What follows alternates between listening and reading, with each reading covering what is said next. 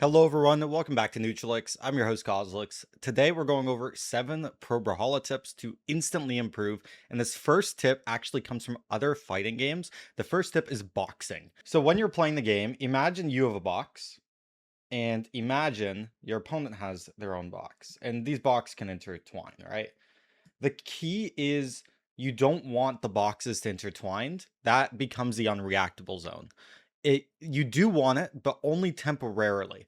You don't want to stay in this unreactable zone. And that's going to be on the second tip, which is like instincts. And we'll kind of talk about what to do in that scenario. But essentially, you want to stay away from your opponent's box. So that way you can react to anything your opponent does. And you can decide if you want to punish or not.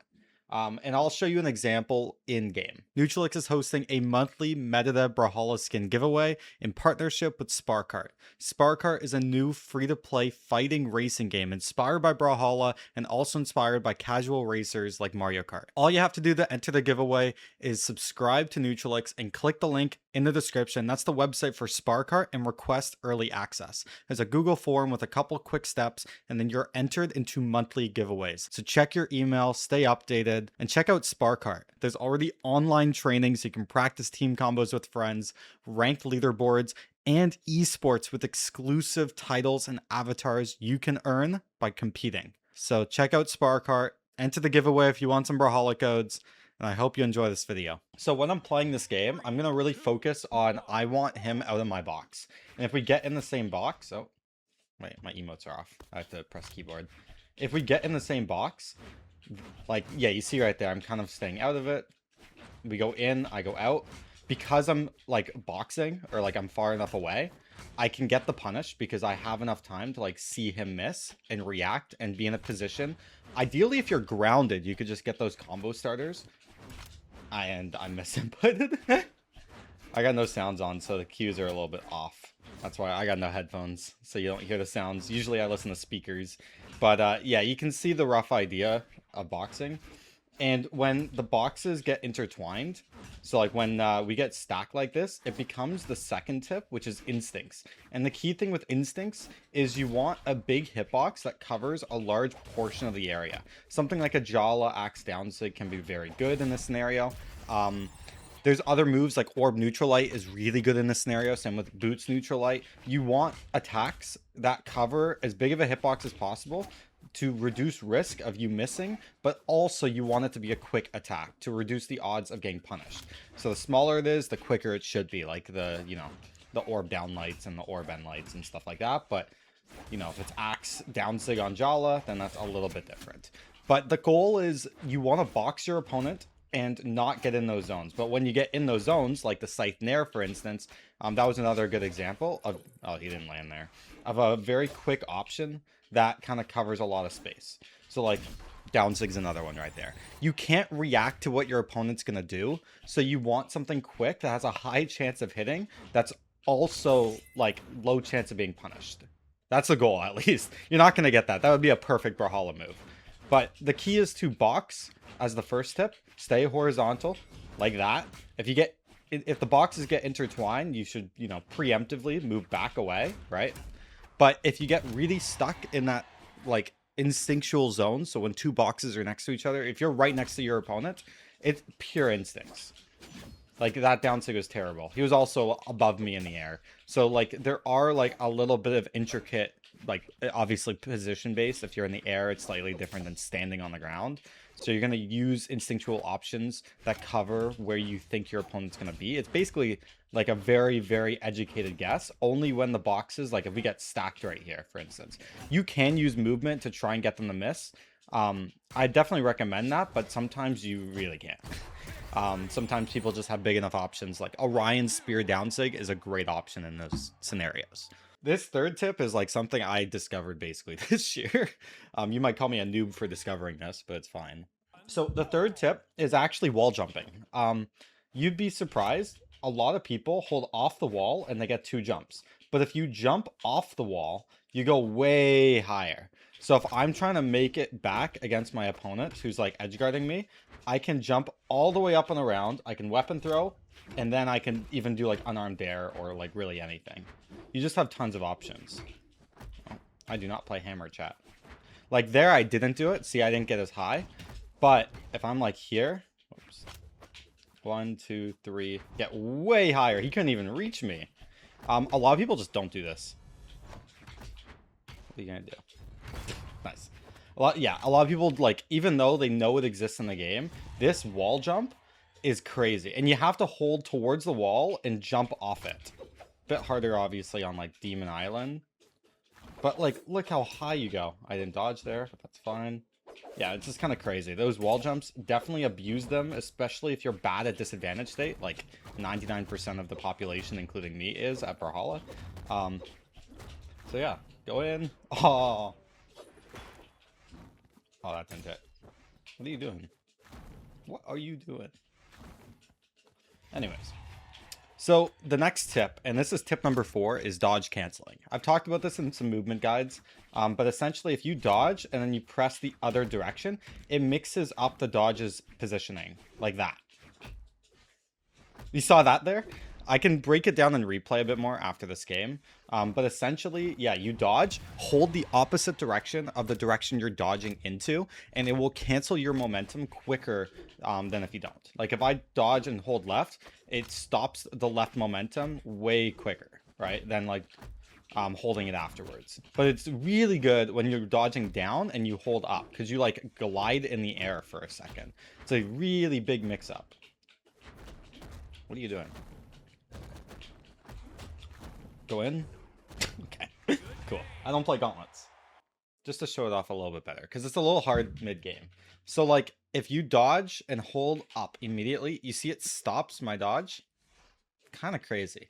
So again, you dodge down and just hold up immediately. You could do this with diagonal dodges. You see it like I glide a little bit. It's very subtle, but it can definitely really help in disadvantage state where you're dodging through your opponent, but you want to mix up your positioning so they don't know where you're going to go. Like you see, I'm dodging down, but I start moving horizontally. It's almost like a bug in the game that they just kind of left. I'm pretty sure it probably is a bug. And like, yeah, if you dodge to the right then hold left, it's the same idea. It's no different than if I like dodge up and hold down. I don't go up very far, if not at all. So yeah, but it looks very weird when you dodge down and hold up. That's when it like really cancels the gravity basically. So yeah, definitely recommend just using dodge cancels. Don't spam your dodge, you know, you don't want to waste a dodge, but when you do dodge, mix it up a little bit. That's what pros do. So tip number 5 is soft reads versus hard reads. And here's the difference. Here's an example with Lance. If I hit a side light there, I have nothing true out of it, especially since they're in orange. There's nothing really confirmed. So a soft read is going for a follow-up that is hard to punish. So for instance, this reverse nair, I would consider the soft read because I can control the nair. If I hold to the right, I stay to the right. But if I hold to the left, I'm going to go all the way to the left. So I can control where I go with my nair to a degree. That considers it a soft read because I don't know where my opponent's going to go. I guess you could call it a soft guess as well. But I'm covering a big hitbox and it's hard for you to punish me because you don't know how I'm going to control my nair's movement. So I'd consider, yeah, that's a soft read. Where a hard read is going for something where your opponent knows where you're going to be. So for instance, if I did a dash side sig, the dash side sig is high risk, high reward. And a high risk is a hard read. It's a hard guess, and you are going to get punished if you miss this. Where a soft read is an educational guess. Like for instance, if I think they have a jump reaction and they jump up, maybe I'm gonna do that, right? And that didn't hit. Let's bring this down. There we go. Like that is still a soft read because I have not the side sig, but the recovery. I have full control if I can keep charging it or I do a minimum charge. It's a lot harder for my opponent to get the punish, especially recovery minimum charge. There's so much movement. Look how much I'm holding to the left, right? Or I could hold back. I get complete control over it.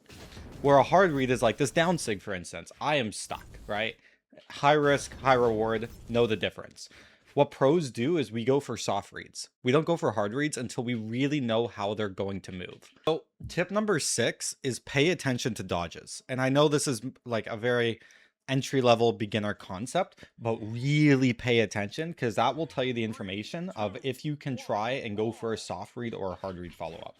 So we're going to play this game and I'm going to calm when I see them dodge, basically. no dodge, right? And then I get the recovery and I get the nair. I got 3 hits because I saw that no dodge. No dodge. He's gonna have his dodge back. No dodge. Oh, I should have kept holding it. And just there alone, like, you see how important it is to pay attention to dodges. And it's good as well, like, you can go for reactions and stuff. That's something we mentioned in previous videos, which isn't even mentioned in this video. But really try and react to when they dodge. He wasted a dodge, but he got back. No dodge. I didn't get that hit. There. No dodge. And I got that end light because I knew he had no dodge, and I went for the recovery, but he probably had a dodge then, but he didn't touch grounded, so I kind of risked it anyways. And he's giving up. So just that one stock alone, especially the beginning of that game, when you see those no dodge, I got 3 hits out of it. I got 2 additional hits because I saw no dodge and I hit like a recovery nair on guitars. So and you could probably do like recovery. So yeah, pay attention to dodges. That is arguably the most important thing in Pro Brawlhalla. If you get a dodge and you don't capitalize, that's a huge mistake. Obviously, people can dodge cancel and mix up their dodges. It gets a lot harder at a high level. Disadvantage state is very good in this game. Like, it's really easy to reset neutral relative to other fighting games. But really pay attention, especially when people in your rank are not paying attention to how poorly they dodge. So the 7th and the final tip is there's a concept in fighting games called Whiff Punish. And what I'm going to add to it is called Whiff Punish Bait, where it's the same in other fighting games, but whiff punishing is essentially when someone whiffs. So when someone misses an attack, can you punish that attack? And it's a decision, right? I would try and punish it if it's like only go for punishes that are 100%, or if you know you cannot get punished for attacking, then that's the bait aspect, right? Like, I could go for a soft read, and if I know my opponent can't follow up the soft read, then it's a bait. And like, baits create the opportunity for whiff punish. And it can be used in multiple different ways. Like, for instance, if I nair here, that's a bait. If he goes for something, I know he's not going to hit it. That nair was not a bait. I used that kind of poorly because of my momentum and positioning. This guy's not bad. Hit the nair here. I tried to bait. I can't bait with spear nair. That was bad. Okay, he's winning. I gotta lock in. While I sip my coffee. I don't really play greatsword, so let's just really pay attention to... That was a bait. I shouldn't have went for that. We're gonna play kind of passive. That was a bait. True combo. Okay, I shouldn't have been going down. I didn't hit. Cool. This guy's not bad at all. No, he's punishing and everything like that. I'm dead here. Okay, we'll play some spear. This guy's good. He's like definitely like at least like mid-diamond Brawlhalla probably. I'm on Arcadia, to be fair. Scythe has a lot of baits. Like, that's a bait right there. I can't be staring.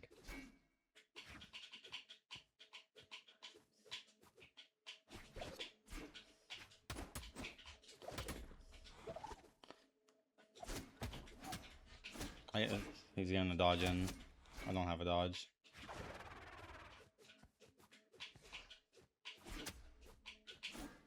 I've definitely played this guy in rank before. I keep dodging it down. Oh, I'm getting 3 stock. No, I'm not. He had no dodge, but I'm already dead. I got 3 stocked. This is unranked 1v1s. This is the sweatiest unranked 1v1s. 3, 2, 1, brawl! Like, that recovery's a bait. That end light's a bait. I can't really do anything. I was too far away. And baits are relative. No dodge. That down light's a soft read follow-up. We'll go for also soft read because of the movement.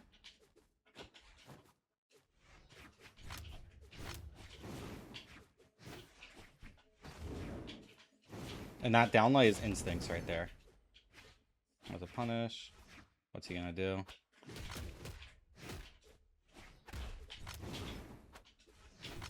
He thought that nair was a bait, but it wasn't because I was in position. Most of the time, like, a lot of them aren't baits, but you do have to really pay attention and know. And you have to, like, it's harder against, like, weapons that, like, are hard to punish, like Scythe, guitars as well. That side light of mine turned into a bait. I just missed the punish on that. No dodge. Does he jump? He didn't jump. But you saw I was paying attention to the dodges there. That was a good instincts option from him. We got stacked. Another instincts option because hammer down light is really good in those scenarios. Same with hammer end light. Does have a dead zone slightly above it though, so try not to land against them stacked. What are you gonna do? He's trying to play an instincts because boots are better. Like my lance, you have less options. Boots and light. I guess it's similar lance down light, but better because it sends him further away. Plus it hits actually stacked. What's he gonna do? He didn't dodge or anything. Axe has very good instincts options like Sair, but also downlight to cover the dead zones, and endlight, and unarmed ground or GC downsig is really good. Yeah, that's unarmed has a lot of baiting options. I haven't really been going for many baits. I'm just playing passive right now. That endlight meant to be in there. See, that nair is a bait or like soft read that turns into a bait. Like soft reads turn into baits. You whiffed. No dodge. I meant to end light. I can't believe I jumped that. That's crazy. I'm terrible.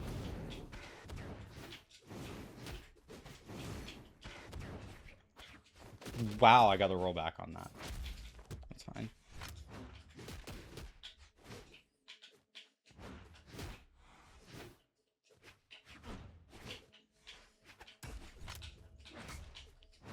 Yeah, you're dead.